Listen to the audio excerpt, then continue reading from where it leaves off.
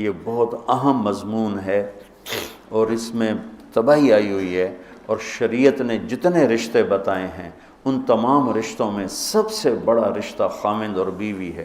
والدین کا بھی اتنا اہمیت قرآن نے نہیں بیان کی، بہن بھائیوں کی اتنی اہمیت بیان نہیں کی کہ والدین کے لیے چند آیات، بہن بھائیوں کے لیے چند آیات، باقی رشتوں کے لیے چند آیات، اور خامند بیوی کے لیے سینکڑوں آیات ہیں، سینکڑوں۔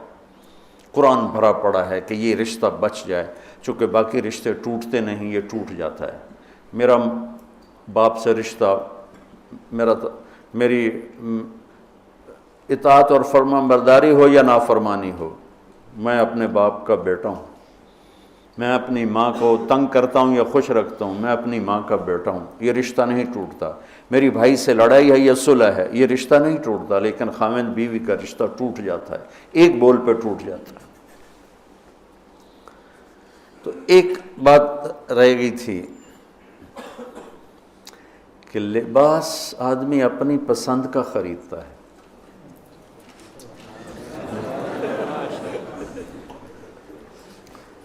جب چھوٹا بچہ ہوتا ہے پھر تو ماں باپ پہناتے ہیں، جب وہ ہوش میں آ جاتا ہے تو وہ لباس اپنی پسند کا لیتا ہے، ماں کی پسند کا نہیں لیتا، باپ کی پسند کا نہیں لیتا ہے۔ تو لفظ لباس میں اشارہ ہے کہ والدین کو چاہیے کہ شادی میں اپنی بیٹی اور بیٹے کی پسند کا خیال رکھیں۔ یہ لفظ لباس بتا رہا ہے کہ جب ہم چھوٹے تھے ہمیں ماں باپ جو پہناتے تھے ہم پہن لیتے تھے، جب سے ہم نے شعور میں قدم رکھا ہے تو اب ہم اپنا لباس خود ہی خریدتے ہیں، چاہے وہ نیلا ہو، پیلا ہو، کالا ہو، سفید ہو۔ مجھے سفید پسند ہے، زندگی گزر گئی سفید کرتے شلوار میں۔ تو لباس میں اس بات کی طرف اشارہ ہے کہ لڑکے لڑکی کی پسند اور ناپسند کو دیکھا جائے۔ ہمارے معاشرے میں بیٹیوں سے تو پوچھتا ہی کوئی نہیں، اور بیٹوں پر بھی مسلط کرتے ہیں، ایتھے ہی کرنی ہے، بس ہمارا فیصلہ ہے۔ والدین سے کہتا ہوں اللہ کے واسطے، یہ اللہ نے شریعت نے حق رکھا ہے بچے کا، میں نے قبول کیا، لڑکا کہتا ہے، باپ تو نہیں کہتا ہے۔ تو جس نے کہنا ہے میں نے قبول کیا تو وہ قبول تو کرے۔ ایک صحابی نے آ کے عرض کی یا رسول اللہ میں نے وہ نکاح کا پیغام دیا ہے، تو آپ نے فرمایا تو نے وہ لڑکی کو دیکھا ہے؟ کہا جی نہیں۔ آپ نے کہا دیکھ لو، کہ تم نے زندگی گزارنی ہے، دیکھ لو۔ اتنی گنجائش رکھی ہے کہ لڑکا لڑکی بیٹھیں، آپس میں بیٹھیں، ایک دوسرے کو دیکھ لیں، بات چیت کر لیں، تو انہوں نے زندگی گزارنی ہے۔ تو ہمارا ماحول ہے کہ یہ بھی ہندو سے آیا ہوا معاشرہ ہے کہ وہ ذات پات میں پھنسے ہوئے تھے، بس ہم نے راجپوتوں میں کرنا اور کہیں نہیں کرنا، ہم نے جاٹوں میں کرنا اور کہیں نہیں کرنا، ہم نے ارائیوں میں کرنا اور کہیں نہیں کرنا، ہم یہ ہیں، ہم اس کے علاوہ اور کہیں نہیں کرتے۔ یہ پورے ہمارے ماحول میں ایک چیز رچی ہوئی ہے۔ کتنے بچے میرے پاس آتے ہیں، بچیوں کے فون آتے ہیں، ماں باپ زبردستی شادی کر رہے ہیں، میرا دل نہیں کر رہا لیکن وہ زبردستی کر رہے ہیں۔ تو اگر زبردستی کریں تو پھر مان جاؤ، قربانی دے دو، پھر بغاوت نہ کرو، قربانی دے دو۔ چونکہ ایک اس کے ضد میں انتہا کی بات ہو رہی، وہ ہے کورٹ میرج، کہ بعض بچے بچیاں اتنے باغی ہو جاتے ہیں کہ وہ عدالت میں جا کے اپنا نکاح کر لیتے ہیں۔ میں اس کو ٹھیک نہیں سمجھتا کہ ماں باپ کی دعائیں ہمیشہ کے لیے ختم ہو جائیں گی۔ ماں باپ زیادتی کرنے پر آ گئے ہیں، مان جاؤ اور اللہ سے مانگو، اللہ پاک اس میں آپ کے لیے بہتری کی شکلیں بتائے گا۔ اس کیمرے کے ذریعے سے لوگ جو سن رہے ہیں، سارا ملک تو نہیں سن رہا ہے لیکن جو سن رہے ہیں، یہ شادی بچے کا معاملہ ہے، بچی کا معاملہ، اللہ کے واسطے پوچھا کرو، پوچھے بغیر کرنا زیادتی ہے۔ میرا نبی کی حدیث سناتا ہوں، ما تزوجت وما زوجت الا بوحی من السماء نزل به جبریل۔ میں نے شادی کی یا بیٹی کی شادی کی، پہلے آسمان سے وحی آئی، جبریل آئے، پیغام لائے، حکم لائے، پھر میں نے یہ کام کیا۔ ٹھیک۔ حضرت علی رضی اللہ تعالیٰ عنہ پیغام لے کر آئے ہیں۔ پہلے ابوبکر صدیق نے رشتہ مانگا، آپ خاموش یعنی انکار۔ عمر رضی اللہ تعالیٰ عنہ نے بات کی، خاموش یعنی انکار۔ عبد الرحمن بن عوف نے حضرت علی سے کہا تم جاؤ۔ وہ فرمانے لگے میں تو بہت غریب ہوں، میرا تو گھر بھی اپنا نہیں، مجھے دے دیں گے؟ کہاں دے دیں گے، تم جاؤ۔ تو حضرت علی تشریف لائے اور آ کے بیٹھے تو شرم کی وجہ سے بولا ہی نہ گیا۔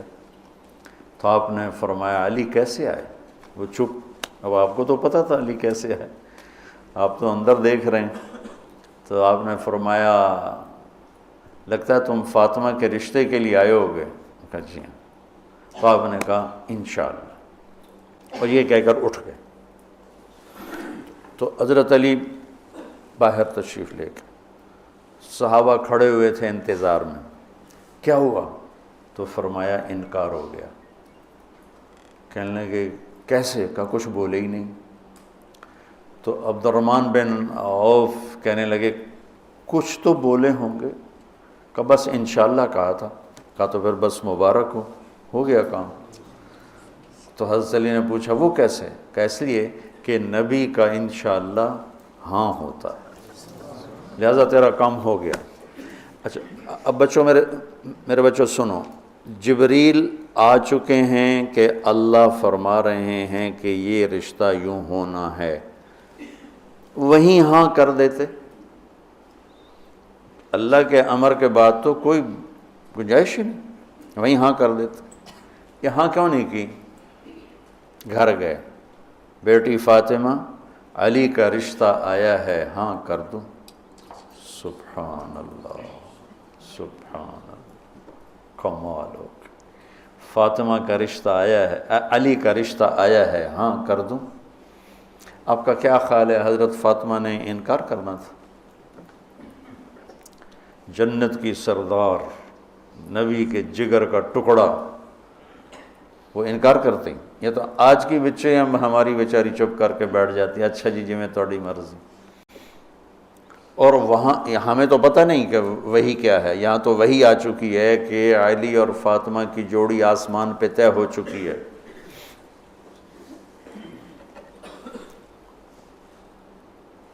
حضرت فاطمہ رضی اللہ تعالیٰ عنہ کے اقرار کے بعد آپ باہر تشریف لائے۔ وہیں اقرار کیوں نہیں کیا؟ ہمیں سبق دینا تھا کہ آسمان سے وحی بھی آئی ہو تو بھی بیٹی سے پوچھو۔ سبحان اللہ، سبحان اللہ، سبحان اللہ۔ آپ نے کہا علی بلاؤ لوگوں کو، تو وہ اس وقت مسجد بھر گئی ساری۔ تو آپ نے سامنے بٹھایا اور خود ممبر پہ کھڑے ہوئے اور فرمایا کہ لوگوں میرے پاس جبریل یہ پیغام لے کر آئے ہیں کہ میں اپنی بیٹی فاطمہ کا نکاح علی کے ساتھ کر دوں۔ پھر آپ نے خطبہ پڑھ کے فرمایا کہ علی میں نے 400 درہم کے عوض فاطمہ بنت محمد کو تیرے نکاح میں دیا، تو نے قبول کیا؟ تو انہوں نے کہا قبل، تو میں نے قبول کیا اور سجدے میں چلے گئے اور زور سے دعا مانگی، رب اوزعنی ان اشکر نعمتک التی انعمت علی وعلی والدی وان اعمل صالحا ترضاہ واصلح لی فی ذریتی انی تبت الیک وانی من المسلمین۔ یہ دعا مانگی اور اللہ کے نبی نے کہا آمین۔ آپ نے زور سے اوپر سے کہا آمین۔ پھر آپ نے سارے شرکائے نکاح کو شہد کا شربت پلایا اور کھجور کھلائی، شہد کا شربت اور کھجور کھلائی۔ تو آسمانی وحی کے بعد بھی باپ پوچھ رہے ہیں کہاں کر دوں؟ تو ہمارے پاس تو وحی نہیں ہے، اور ایک بچی نے زندگی گزارنی، ایک بچے نے زندگی گزارنی، اور ماں باپ ان کی وہ رائے کے خلاف اولاد بولے تو وہ کہتے ہیں یہ گستاخ ہو گئے ہیں، یہ نافرمان ہو گئے ہیں۔ وہ پھر وہ ان کو وہ جذباتی طور پر ان پر پریشر ڈالتے ہیں، ہم نے تمہیں بچپن میں پالا، ہم نے ماں کہتی میں تینوں دودھ پیوایا، میں تیرے پوتڑے دھوتے، آج تو میرے اگو بلینا ہے۔ وہ اماں جی میں زندگی گزارنی ہے، تسی گزار بیٹھے ہو، میں گزارنی ہے۔ ہمارے دینی حلقے ہوں یا دنیاوی حلقے ہوں، نہ کوئی بچے سے پوچھتا ہے کہ بیٹا یہاں آپ کا کر دیں، آپ کا کیا رائے ہے، نہ کوئی بچی سے پوچھتا ہے کہ بیٹی یہ رشتہ آیا ہم ہاں کر دیں، بلکہ بچیوں سے چھپا کے رشتے کیے جاتے ہیں کہ وہ بچی کو پتہ ہی نہیں ہوتا۔ ہمارے پرانے تعلق والے ذمہ دار گھرانے کی بچی کہا جی مولانا صاحب چلو ماں باپ جہاں کر دیں ٹھیک ہے، ہمارا سر جھکا ہوا ہے، اتنا تو دیکھ لیتے انسان کا بچہ ہوتا ہے۔ ایک شرابی کے ساتھ میری شادی کر دی، عمر گزر گئی میری روتے روتے، فیملی میں ہی کرنا تھا تو کوئی اور شریف بچہ دیکھ لیتے۔ مجھے صرف فون پہ کہا گیا کہ باسی تیری منگنی کر دیتی ہے تو فلانی تاریخ نو تیری شادی، اور وہ شرابی تھا میرا، آج تک وہ شراب پیتا۔ یہ وہ دکھتے ہوئے مسائل ہیں جن کو ہم دین کی روشنی میں دیکھتے ہی نہیں ہیں، اپنے رواج کی روشنی میں دیکھتے ہیں۔ ہمارا رواج کیا ہے، ہمارا دستور کیا ہے، اس پر ہم چلتے ہیں۔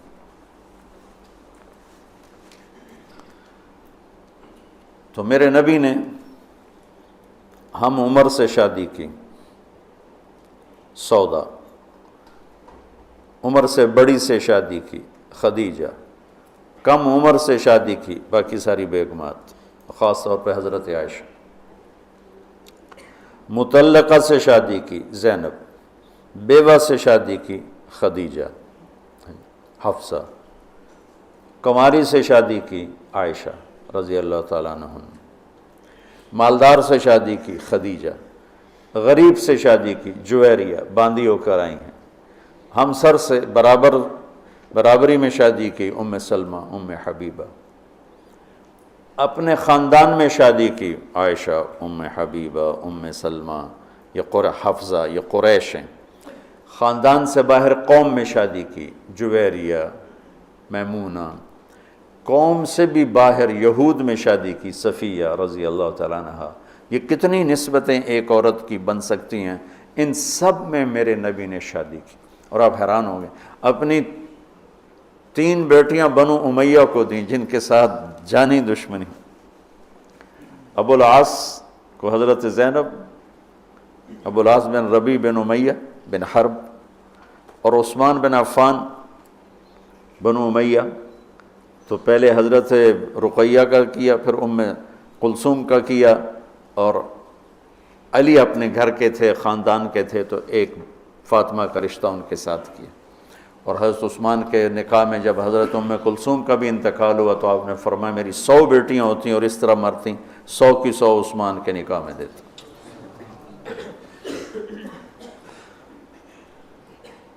یہ معاشرت کے احکام کو اللہ روزے کے درمیان لے کر آئے، اوپر بھی روزہ ہے، نیچے بھی روزہ ہے، اور اس کے بیچ میں اللہ تبارک و تعالی ہمیں یہ دکھا رہا ہے کہ معاشرت عبادات کی طرح ہے، عبادت کی طرح ہے۔ معاشرت خوبصورت نہیں ہوگی تو ہمارا دین خوبصورت نہیں ہوگا۔ میں بیوی کو عزت نہیں دوں گا، دیکھو طنز کا بول ایسا جیسے کپڑے پھاڑ دینا، بے عزت کرنے کا بول ایسا جیسے کپڑے پھاڑ دینا۔ اور میں کتنا ہی پاگل ہو جاؤں غصے میں اپنا کرتا خود نہیں پھاڑتا ہوں، میں کسی کا کرتا تو پھاڑوں گا، اپنا نہیں پھاڑوں گا۔